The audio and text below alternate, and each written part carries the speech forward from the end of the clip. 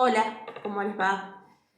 Paolo Giordano, como ustedes saben, es un autor italiano y este es su último libro, Tasmania.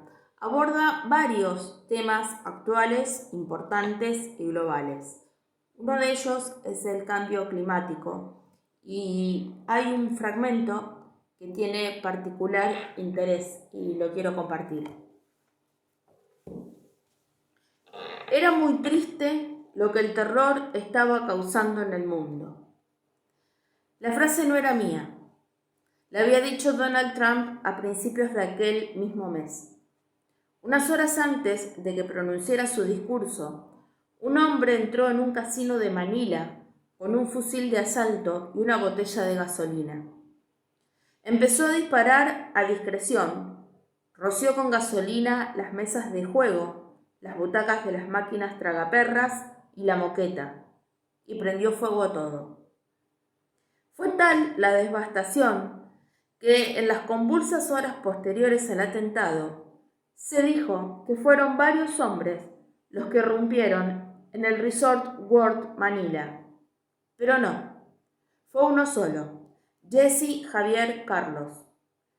El balance final sería de 38 muertos, muchos de ellos por aglomeración y asfixia, entre ellos el propio Carlos. En su última imagen se lo ve con la cara descubierta, sentado en los escalones del edificio cuya primera planta está ardiendo. Lleva un gorro negro y está quieto, como descansando. El atentado ocurrió el 2 de junio, pero en Estados Unidos aún era el día anterior, el 1, cuando Donald Trump mencionó el ataque de Manila al comienzo de la rueda de prensa que dio en el Rose Garden. Comparando las fechas, pues se tiene la impresión de que se ha producido una extraña inversión temporal y Trump habló de algo que aún no había ocurrido. En realidad, no es más que la diferencia horaria entre Manila y Washington. Solemnemente, aunque de manera expeditiva, Trump dijo que era muy triste lo que el terror estaba causando en el mundo y pasó al siguiente tema. En realidad, no estaba allí para hablar de atentados ni de Filipinas, sino para anunciar que Estados Unidos se retiraba de los acuerdos sobre el clima de la COP21 de París, que había firmado su predecesor, Barack Obama. La aversión de Trump por las políticas medioambientales no era nueva, pero el anuncio causó una gran conmoción. Trump puso un énfasis particular en la palabra withdraw, retirarse. Estados Unidos se retirará del Acuerdo de París sobre el cambio climático, y el auditorio rompió a aplaudir. El presidente añadió unas frases vagas acerca de la posibilidad de negociar otro tratado, para, acto seguido, decir aún más claramente: así que nos salimos. Me llamaron del periódico para pedirme que escribiera algo al respecto, dado que había estado en la COP21 como enviado especial. Yo sabía que si lo hacía, me dejaría llevar por el pesimismo. Sin Estados Unidos no era posible luchar contra el calentamiento global. No solo porque era el país responsable de una quinta parte de las emisiones totales, sino porque el discurso de Trump venía a demostrar algo que cualquiera que se interesase por el cambio climático sabía en el fondo, aunque no quisiera reconocerlo. El gran esfuerzo colectivo por reducir el impacto del ser humano en el planeta era una empresa abocada al fracaso. Cualquier país podía revocar sus compromisos en cualquier momento, como acababa de suceder. Pero no era cuestión de plasmar aquellas fantasías sobre el fracaso en un artículo. Así pues, propuse a la subdirectora del Corriere que haría una entrevista. Conocí a una persona, un climatólogo italiano bastante famoso en Francia, que seguro que tenía una perspectiva más interesante que la mía. La entrevista que le hice a Novelli Se publicó en el periódico la mañana siguiente y empezaba con una cita lapidaria. Los datos no mienten. Lo hacen a veces las personas, pero los datos no. Son los que son y punto. Dadme las mediciones correctas y os diré la verdad del mundo. La acusación de mentir se dirigía, evidentemente, a Donald Trump y a todos los que le habían aplaudido en la rueda de prensa, pero estaba claro que Novelli incluía entre los mentirosos a un grupo más amplio, es más, a toda una porción de la humanidad. En el curso de nuestra charla se refirió varias veces a los movimientos populistas y sus tesis anticientíficas que llevaban años ganando crédito en Europa y en concreto en Italia. Fue tan explícito que revisando luego el texto tuve que atenuar algunos tonos y suprimir frases enteras. Claro que también disponía solo de 50 líneas y nuestra conversación por Skype había durado más de una hora. Yo estudio las nubes, me dijo Novelli, cómo se forman, cómo migran y cómo influyen en el clima. Pues bien, ¿sabía usted que en Italia ha habido 14 interpelaciones parlamentarias sobre las estelas químicas? 14. Eso significa que en 14 ocasiones un diputado italiano se ha puesto en pie y ha hablado de que los aviones lanzan a la atmósfera sustancias misteriosas con las que se quiere controlar nuestra mente. ¿Y? ¿Cómo que y? ¿Qué son esos rastros que dejan los aviones? Condensación. Aire caliente que se enfría rápidamente. No hay ningún misterio. Y no me haga preguntas cuya respuesta sabe. La frase, entre paréntesis, es una de las que suprimí, pero figura en la transcripción que conservo. No sé si ha leído ese artículo de Square que trata de la condición psicológica de los expertos climáticos. Por ejemplo, yo, continuó Novelli. Viene a decir que somos de los científicos que más depresiones y trastornos sufrimos. Menuda novedad. Síndrome de estrés pretraumático, lo llaman los psicólogos, o síndrome de Cassandra. Es el que experimentamos cuando aparece un gráfico en el ordenador y en ese gráfico vemos el futuro.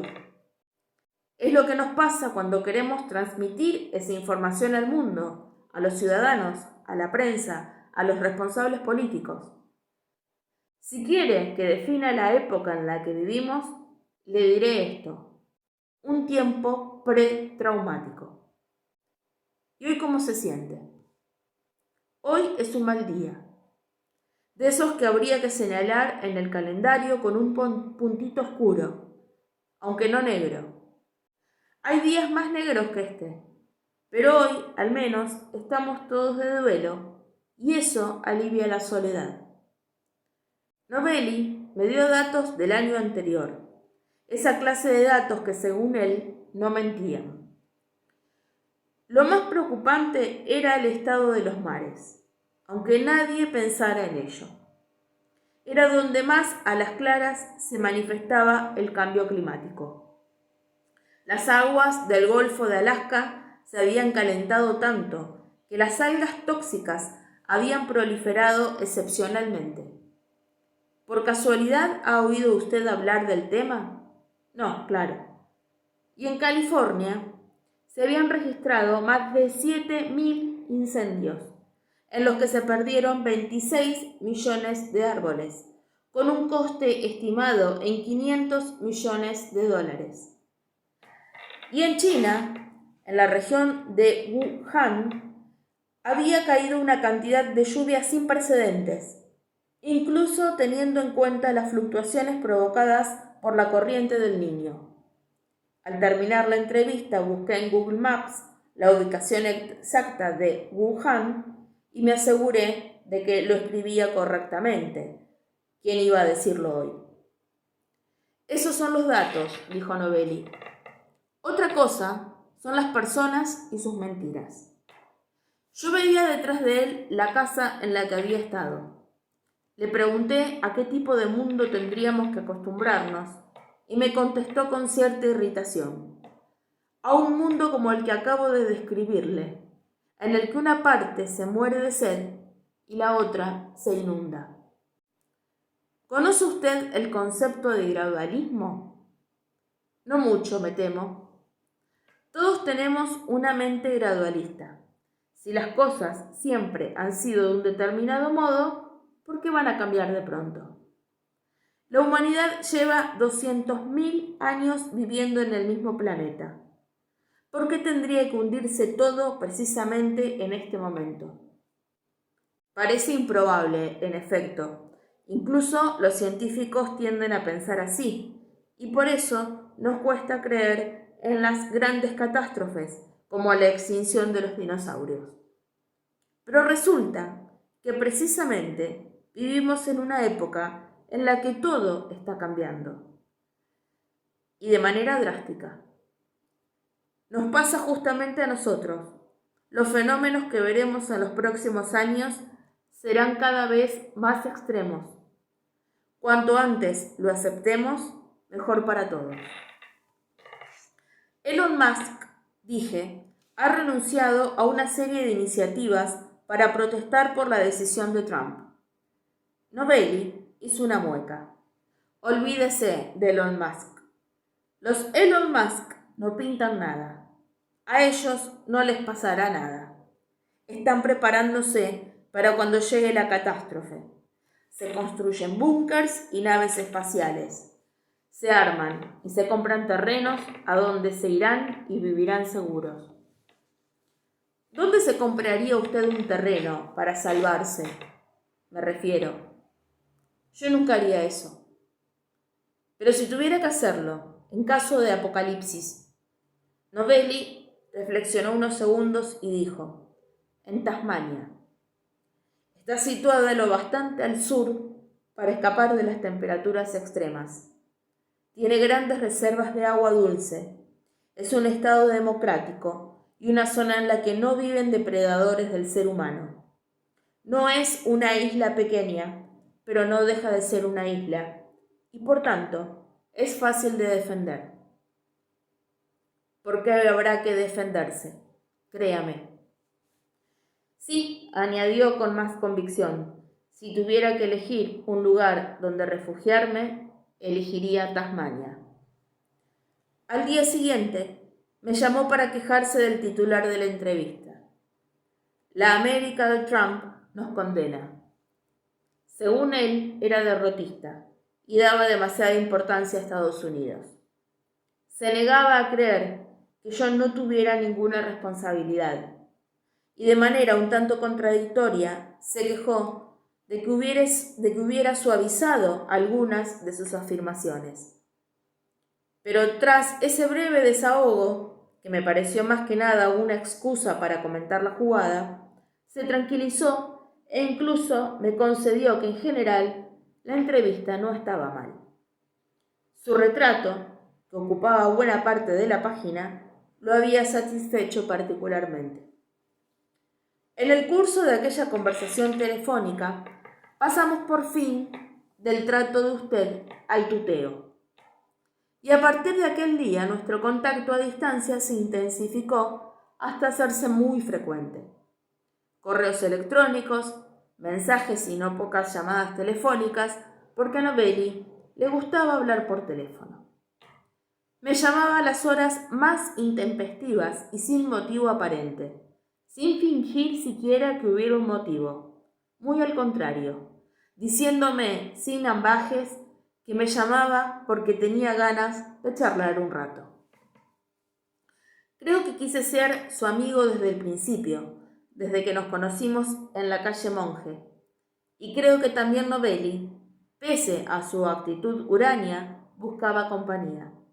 Si no, no se explicaría que nuestra relación progresara tan rápidamente. De él me atraía la inteligencia en sentido amplio, o mejor dicho, el modo estricto con que aplicaba la inteligencia. Pero no era solo eso. Me gustaba por algún motivo que iba más allá de las ideas, más allá de nuestra condición común de físicos y de la preocupación compartida por el calentamiento global. Su físico tenía mucho que ver. El factor corpóreo suele infravalorarse en las amistades masculinas, pero en muchas de las mías ha desempeñado un papel fundamental.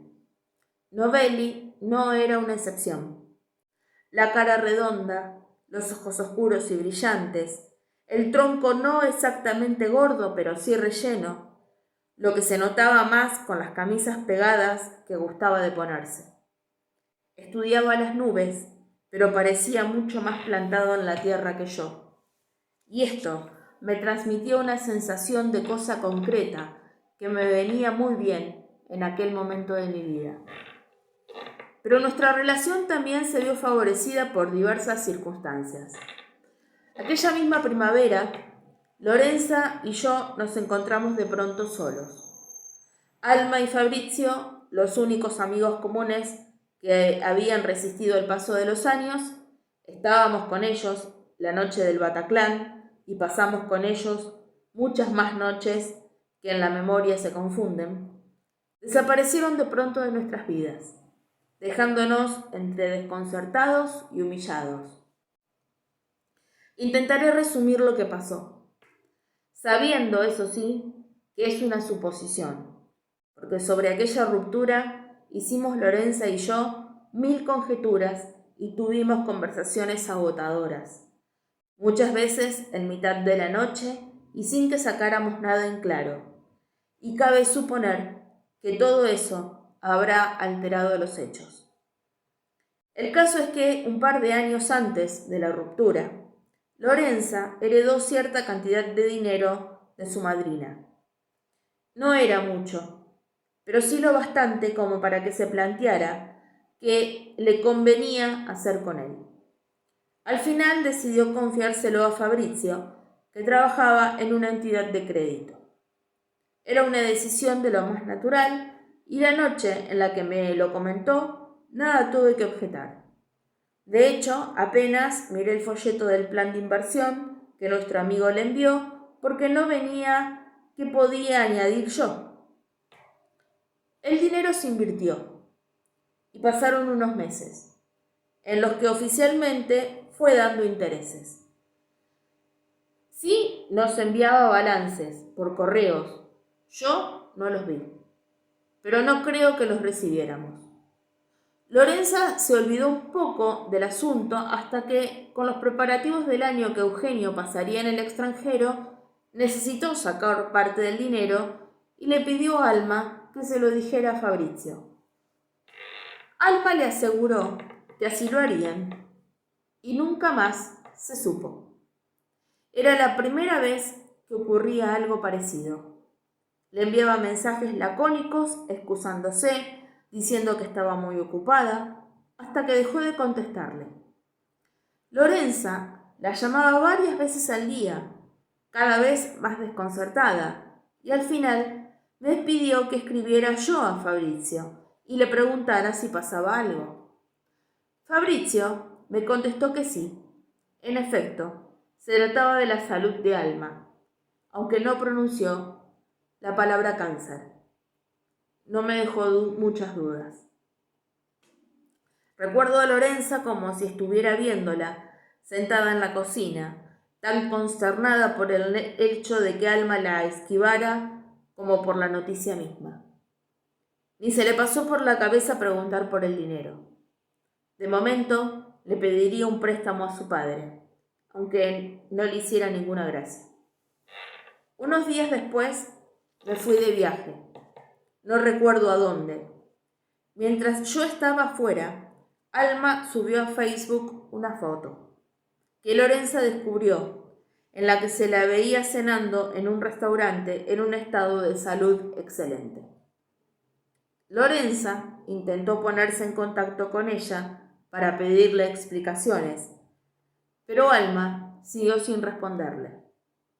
De hecho, no pudo ni escribirle por WhatsApp ni a través de las redes sociales, porque parecía que Alma la hubiera bloqueado. Y así era. Al final, la sospecha que los dos abrigábamos se confirmó. Una mañana, Lorenza se personó en el banco. Tuvo que esperar mucho tiempo a que Fabrizio la recibiera. Luego me contó que desde donde estaba, lo veía en su despacho.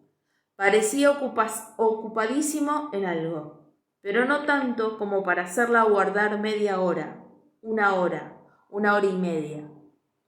En todo aquel tiempo apenas le dirigió una sonrisa forzada. Cuando por fin se sentó delante de él, solo esperaba que le confirmara lo que ya sabía y el alcance del desastre. La conversación fue muy breve.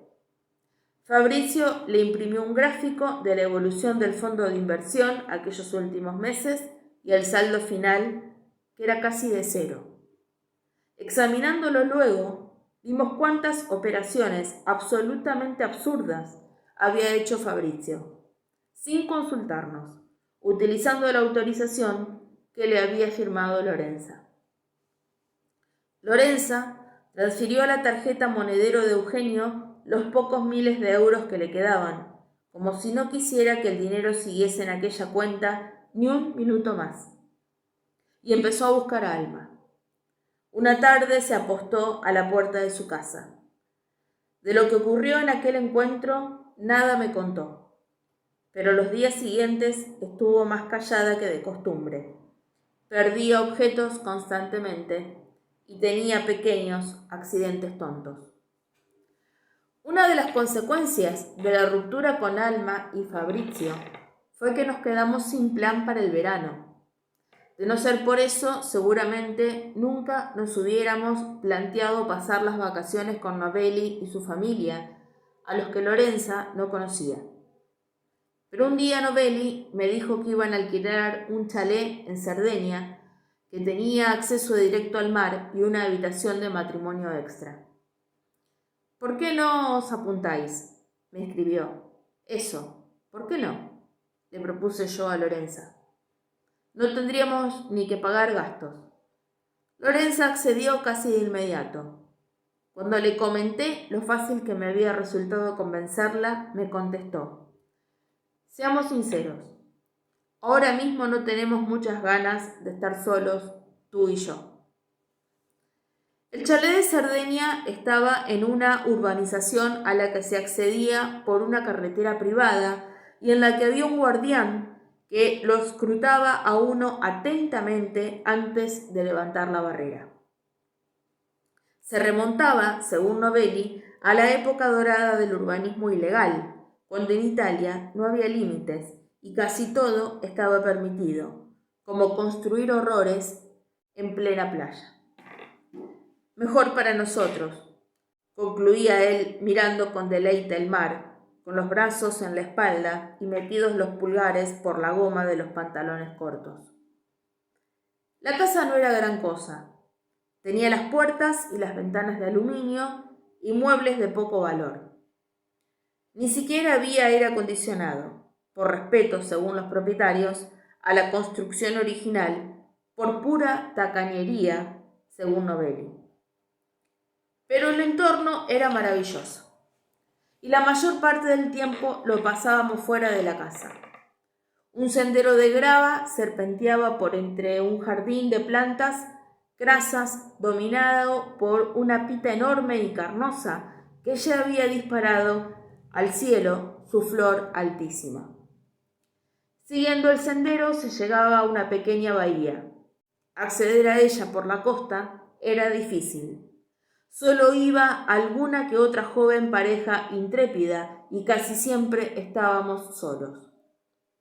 En el fondo del mar, que aquellos días observé metro a metro con las gafas de bucear de Novelli, había pulpos, anémonas y erizos de mar, y hasta formaciones intactas de corales violáceos de al menos 2 palmos de altura.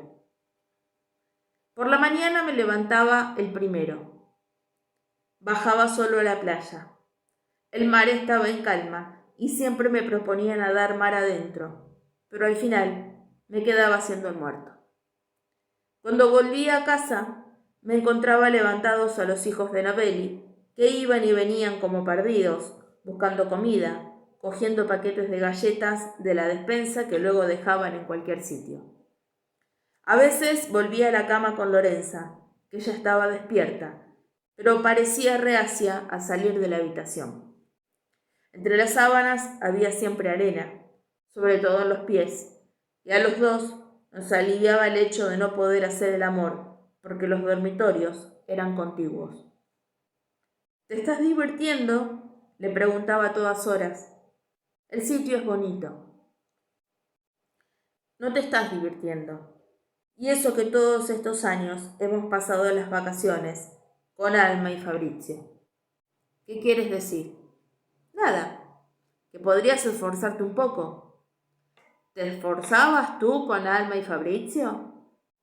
Eran más amigos tuyos que míos.